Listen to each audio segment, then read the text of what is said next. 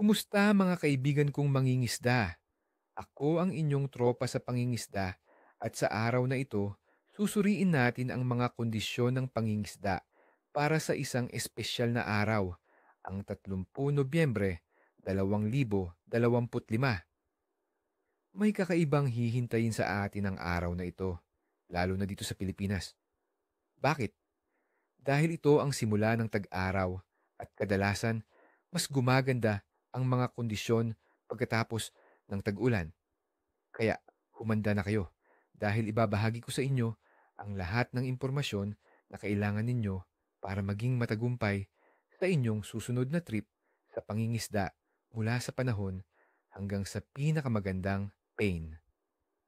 Prognostic kagat para sa mga uri ng isda at taktika.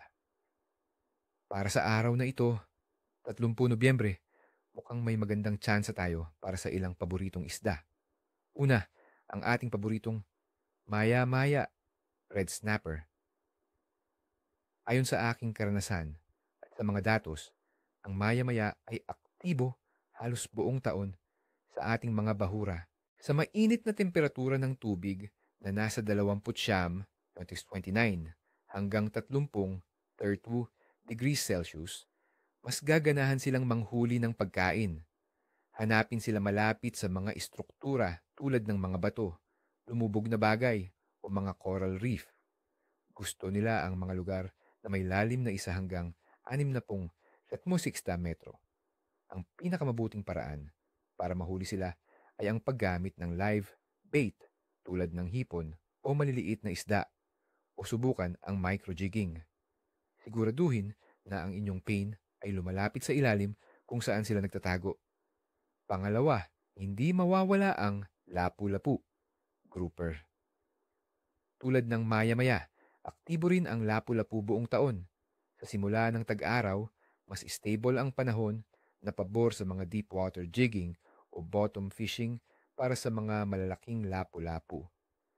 Hanapin sila sa mga mas malalim na bahagi mula 10 o 10 hanggang 250 to 150 metro.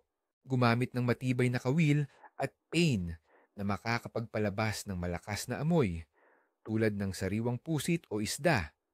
Ang paggamit ng mabibigat na jig ay epektibo rin sa mga lapu-lapu na nagtatago sa ilalim.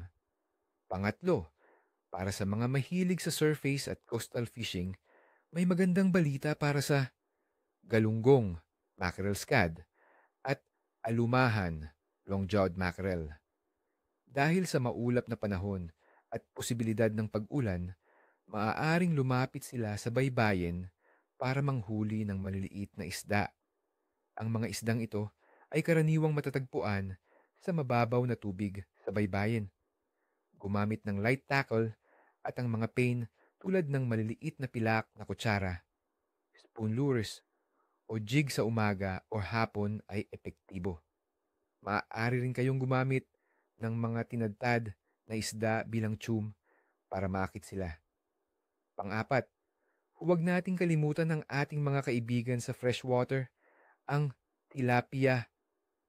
Sa mainit at maulang kondisyon, ang tilapia sa mga lawa at ilog ay magiging aktibo, lalo na sa mga mababaw na bahagi kung saan may mga damo o halaman. Gamitin ang lumulutang na pain, float fishing, na may bulate, mais o tinapay. Subukan sa mga oras na hindi masyadong mainit tulad ng maagang umaga o bago lumubog ang araw. Pagsusuri ng kondisyon, teoretikal na basehan. Ngayon, alamin natin kung bakit ganito ang aking prediksyon. Panahon. Para sa 30 Nobyembre 2025, ang forecast ay medyo maulap sa araw na may 35% or 35% tsansa ng pag-ulan at magiging malinaw na may kaunting ulap sa gabi na may 15% o 21% tsansa ng pag-ulan. Ang temperatura ay magiging komportable mula 26 sa 26 hanggang 30 degrees Celsius. Ang halumigmig ay nasa 85%, 85%, at ang hangin ay banayad na may bilis na 15 tilati 15 kilometro kada oras. Ang presyo ng hangin ay inaasahang magiging stable na karaniwan sa simula ng tag-araw, ngunit maaaring magkaroon ng kaunting pagbabago dahil sa tsansa ng pag-ulan. Ang mga kondisyong ito ay pabor sa pangingisda dahil hindi masyadong mainit at ang banayad na hangin ay makakatulong sa paggalaw ng pain sa tubig. Temperatura ng tubig. Ang temperatura ng tubig sa Pilipinas sa huling bahagi ng Nobyembre ay nasa mainit at komportabling 29, that is 29 hanggang 30 degrees Celsius. Sa ganitong init, aktibo ang metabolismo ng isda, kaya mas malaki ang kanilang kagustuhang kumain. Ang mga reef fish ay mananatili sa kanilang mga tirahan, habang ang mga pelagic na isda ay maaaring maglakbay sa mga lugar na mayaman sa pagkain. Phase ng buwan. Sa 30 Nobyembre 2025, ang buwan ay nasa fase na waxing gibbous na may 73%, 73% hanggang 80%, 80% pag-ilaw. Sa fase na ito, unti-unting lumalaki ang buwan at makikita ito sa hapon hanggang sa gabi.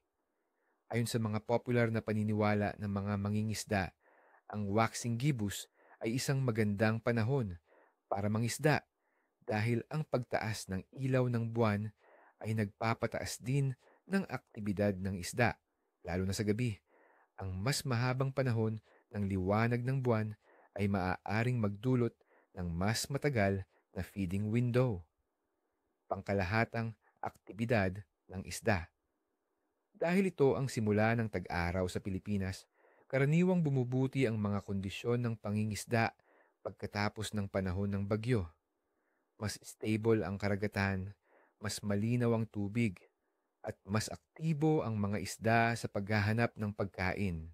Karamihan sa mga tropical fish species ay aktibo buong taon at ang Nobyembre ay isa sa mga buwan kung saan ang diving at fishing ay itinuturing na best time.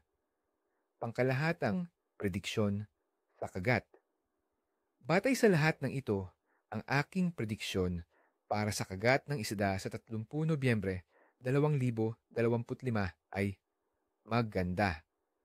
O mga kaibigan, maganda dahil sa stable na panahon, mainit na temperatura ng tubig na nagpapasigla sa isda at ang paborabling waxing gibbous moon phase, malaki ang tsansa na makahuli kayo.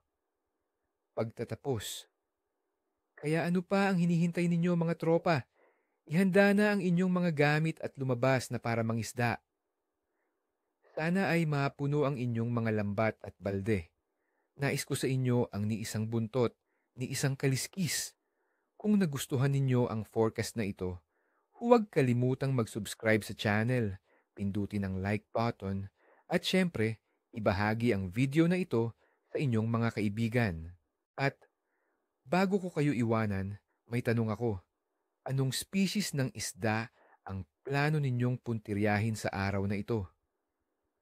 Ibahagi sa comment section sa ibaba ang inyong mga diskarte at kung ano ang inyong mga huli. Hanggang sa muli, mga kaibigan,